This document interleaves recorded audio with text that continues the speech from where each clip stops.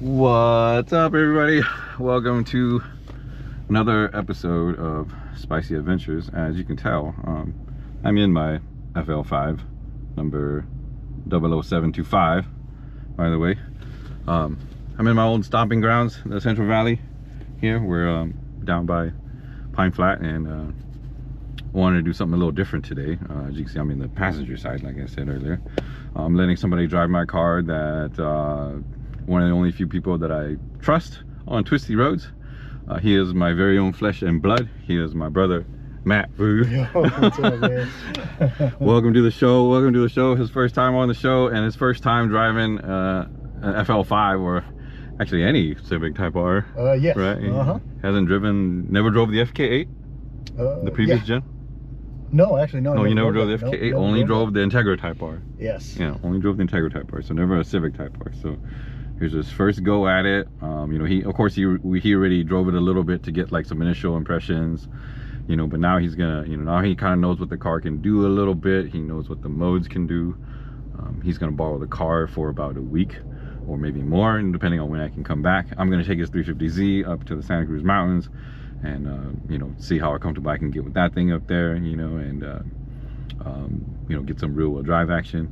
He's been a rear-wheel driver pretty much since he bought the Z in 2004.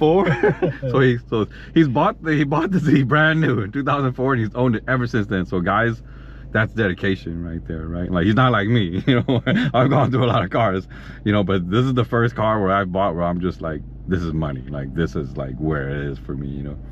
And he knew what a car he wanted. He wanted the 350Z and sold the EP3, right? Yeah. or the EP, and bought the Z, and you know, nothing to tell after that. He just drove it. Yeah, never looked back. Yep. And now he's thinking about getting an Integra Type S. So since my car has the Integra Type S module, it's pretty much the same car in that aspect, you know. It's the same space. Of course, you know, I think these seats are better. The tech package, I think, is a little bit better in the Type R because of the log R and stuff. But other than that, it's, you know, he's gonna get the feel of it. He's gonna understand what it's like to live every day with a modern 5-door hatch. And you know, he just had a baby, so you know, it'd be great for that. He can put a back seat, because the 350Z you can't. so you know, some big pluses. And you know, and he likes the refinement so far. You know, he test drove an Integra Type S, but just very shortly. But even then, even that short test drive, he knew that's the car he probably wants to get. Like, complete switching platform from rear-wheel drive to front-wheel drive, something more practical, but absolutely amazing to drive. So without further ado, Matt, what do you have to say about this car so far? Your initial thoughts, and what do you think you're leaning towards if you decide to find a Type R or a Type S?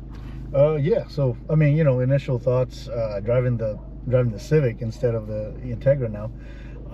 It seems like the car is, you know, very well behaved when it needs to be, and then there's significant difference in the drive modes. So it's not like it pretends to give you a different mode. I mean, you can actually tell what it's doing.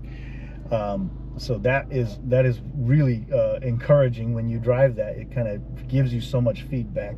So I really like that so far about the car. And you know, I think if I was gonna get one, I'd probably get the Type S, only because of, you know, the livability of one. You know, it seems to be a little bit you know, more refined, a little family friendlier than this one might be, only because of the sound deadening and all that, because we did hear quite a bit of rattles come through the dash with this car. But the Integra, you know, they do say it has a significant amount of sound deadening material in comparison. So that's something that I would expect to have out of a you know, an Acura. Yeah, $50,000 car, MSRP 54. You know. So, yeah. Well, with that being said, let's get your more dynamic driving impressions. Now you have your first initial ones, and yeah, so we're gonna take the backside of Trimmer Road here through. See if we can get out in front of this guy. Yeah, no, like yeah, get in front of them. You know? Oh yeah, we got time. that guy doesn't slow us down. All right, here we go. Me first time as a passenger. So we're currently in sport mode. Just wanted to see what that's like, and then we'll gradually increase it into the Sport Plus, or the R Plus, whatever that is. Yeah, plus R.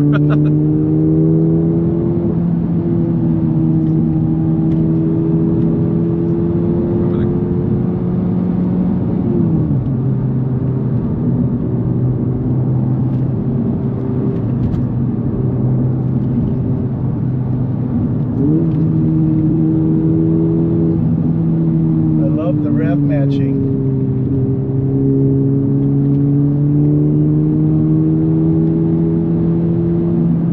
What the hell is that? A skunk. Already caught this truck.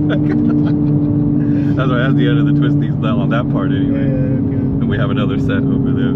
Alright. Yeah, so you got to do a little bit of trail braking there through there. You know, and you felt the car rotate a little bit. Yeah. And the rev matching, you said you love. Yeah, I love that rev matching. You know, the way the car rotates, it doesn't feel like a front wheel drive. It's actually very well balanced. Surprisingly how well it's balanced, because I read the spec sheet, you know, and it was like over 60% of the weight is supposed to be on the front of the car. But it doesn't feel that way. Yeah. No, definitely. You know, the rear end definitely gets light, but not so unlight that you can't control it. You know, because the diff works so well that as soon as you feel the car start to slide, you just point and shoot, and it just gets you out of the corner. You don't have to worry about the rear end coming around, because you feel it come around, and that's when you know you got the angle, and you just point and shoot now. You know, now you just throttle, and it just comes right out of it, and it doesn't push coming out, you know. Yeah, that limited slip, like you can feel it pull you through, and it seems to rotate the car for you. I'm not sure what forces are at play here, but this suspension is pretty wonderful right now, I'd have to say. This guy ruined the twisty section. Yeah. It's fine. You'll have plenty of time to play around with the car, you know, and get even more thoughts about it, and see if it is the car that you want to go for. I mean, there's a lot of cars in that price point, obviously, you know, at 54,000. You know, there's a lot of stuff you can look at that's cheaper and more expensive and right at that price point. But I definitely think that if you're looking at a Type, because I almost bought a Type S, you know, if you're looking at the Type S, like, your money is going to be very well spent, you know.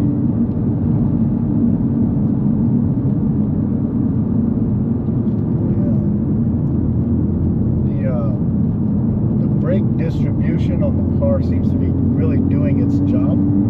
So when I come in to a corner and I kind of throw it, and then I stand on the brake a little, it seems to know my steering angle and predict what I'm trying to do.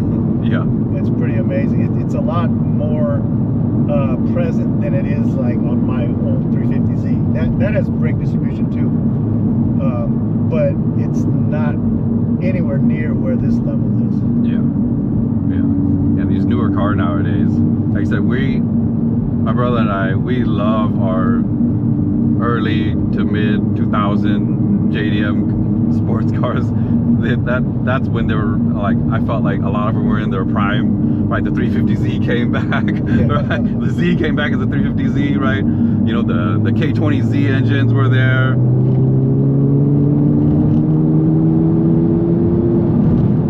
But that's just the fourth gear pull. That was fourth, yeah. Not even having to downshift. No, it just pulled. And then the higher the RPMs got, the harder it wanted to pull. Yeah. You saw me back off back off that throttle, because it was actually pulling harder than I wanted. Right. Yeah, the car is at rolling speed, it's ridiculously fast. Like, it just keeps going. Yeah, but like I said, our beloved older JDM cars are just not as good anymore. Like, it's just sad to say, but they're just not. They held up so strong for so long that, you know, a lot of them are still classics, right? You know, a lot of them will become classics, you know, and But when these newer cars are built and they actually built them to be something and do something, our cars are unmatched. You know, and that's why I sold my FG2 and decided to do this, because something my older brother told me before I moved from Fresno to the Bay Area. He told me, why do you keep buying these front-wheel drive cars that are inferior to the Type R? And I said, because I don't want to spend $40,000-$50,000, right? But then, you know, after a year of living in the Bay Area, and I was just kind of like, man, why am I driving this car? So I was like, you know, I'm gonna find a used Type R, because I still didn't want to spend that much on it, because they marked them up like crazy. So I still didn't want to buy a brand new one at 54, 55, as much as the Type S for a brand new Type R, you know. So finding this one used at 42 was like perfect. What mode are you trying to go to? I'm gonna go to R plus. Yeah. Okay, here we go. So we're going into R plus. I just wanted to feel the difference. I know there's not that much twisty anymore, but I just wanted to feel that difference in the suspension and the steering. Oh yeah. On these last few sweepers here. Oh yeah. Oh yeah. That's stiff. And I am lowered on Swift springs, so it is a little bit bouncier than from stock. I wouldn't say it's unbearable though. No, it's still pretty livable, yeah. Watch how the steering like weights up on some of these like sweepers. It's beautiful. It's really tight now. Like I feel like I'm giving it even less effort and it's still going. Yeah.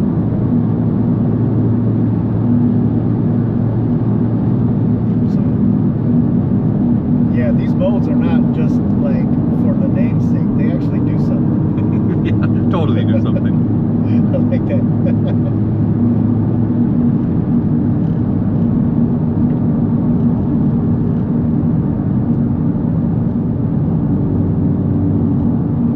Even like the engine characteristics are way different. Like you'll start to notice it the more you drive it. You know, when you put it in comfort, everything is lazy. The throttle response, the steering, the suspension soft, right? Yeah. The sport tightens up a little bit more. The Plus R is like, oh wow, it's alive. Yeah, I mean it's really on now. Like I probably would not want to drive it in this mode all the time. Yeah. This feels. It's strange because it's stiffer than my Z in Plus R, but yet at the same time it's even more refined than the Z still. It's weird, right? It's different but better. the Z, like, it beats you up and you can't turn that off because it's only one mode. Yeah. But this, like, you can actually turn this off. Yep. You know, I can just put it down now. It's running straight. Comfort. Look at it, it just calms down. And now you're like, I can drive this every day. Yeah. I mean, throttle response is really lazy now. Like suspension has gotten a lot like lazier. I don't even know how you do that. How do you make the steering lazier? It's all electronic. It's all EPS. It's electronic steering, right? It's not manual. Nothing on this car is manual. Everything's electric, so they can do that. Drive by wire, brake by wire, steer by wire, push a button, it changes everything. Yeah. Suspension by wire, everything's by wire now on this car, which is insane. Yeah. These cars have come so far, and I absolutely love it. Like I said, my brother and I, we're used to old school cars, very manual, everything, right? We're lucky if we have ABS sometimes on our cars, you know. Mine doesn't even have cruise control. Yeah, the Z doesn't have cruise control, you know. So that's the kind of stuff so jumping into something so technology advanced, because we've been out of the game for so long with these new cars, it's exciting to us, you know. And some of you guys that are a newer generation from us, because you know we're older guys here, you know, all these newer generations that are in their 20s and 30s, like this is what you get, like right away, like, man, you guys are so lucky. We didn't have none of this stuff, you know. And so to us, it's like, it's amazing, right? Especially when we've strayed away from it on purpose, right? Because we were always like, nah, like I want to drive a car for what it is. But when you see what they can do and you realize the car is still what it is, yeah, and it has these add-ons, and you're like, wow, you know, as long as they build something like this, it's totally viable. It's desirable to me, you know. Yeah. Like I would never buy a regular Civic. I would never buy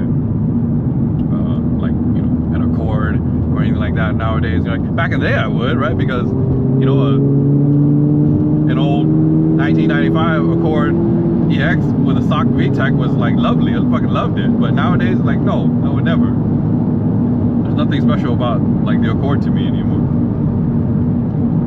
So now that they have something like this, a very, very special Civic, it's like the only one I would want. Yeah. See, this is Comfort Plus. Comfort Plus. It's you know, comfort is, it's lazy, but I mean it's. So now I'll put it on my individual, and now it's Plus R everything except for suspension. So suspension still feels. Yeah. Oh yeah, that steering's way heavier. Yeah. Plus R steering, but comfort suspension. Okay. I love how you can customize that. That's the best. So yeah, you'll get to play with all that and see what you like best, because the Integra Type S is gonna feel pretty much identical to this. Well, we're coming to the stoplight here, so I'll call this the end of the video. Hopefully my brother Matt can join me on a lot more videos in the future. It was a pleasure having you here. Yeah, for sure. Getting you to drive the CTR, and hopefully when you get your Integra Type S, we can do another video in comparison, right? A slightly modded CTR versus your stock Integra Type S. Yeah.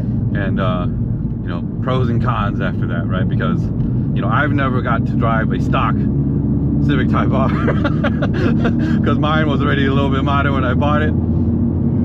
I have driven a stock Type S, but not to this extent, right? I got to push it pretty good, but not like this. And so yeah, I'll be excited to do the comparo if my brother decides to pull the trigger on one in the near future. We'll keep you guys updated.